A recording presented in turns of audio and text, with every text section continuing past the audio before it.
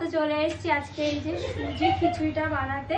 কারণ আজকে হলো গিয়ে আমি খাওয়াবো সুজির খিচুড়ি, আজকে আমি আর ভাত খাওয়াবো না। তো সোনার কালকে না একটা ছোট্ট একটা অ্যাক্সিডেন্ট টাইপের হয়েছে, সেটা আমি তোমাদেরকে পরে বলবো। তো আমি ভাবলাম যে তাহলে আজকে তোমাদেরকে শেয়ার করি। এটা কিন্তু 6 মাসের পর থেকে খাওয়াতে পারো, খুব হেলদি একটা খাবার। আমি তাতান্ত যখন খাওয়াতাম, আমি যখন দেখি তাতান্ত কিছুতেই খাচ্ছে না, তখন কিন্তু মাঝে মাঝে আমি এই খিচুড়িটা করে দিই, আর ওরা কিন্তু তখন খায় বেশ। হ্যাঁ, এই দেখো আমি কিন্তু কেটে নিয়েছি আমার যতটা দরকার, গ্রেট করে নিচ্ছি। সব কিছু অল্প অল্পই নেবে, ভালো লাগবে বেশ।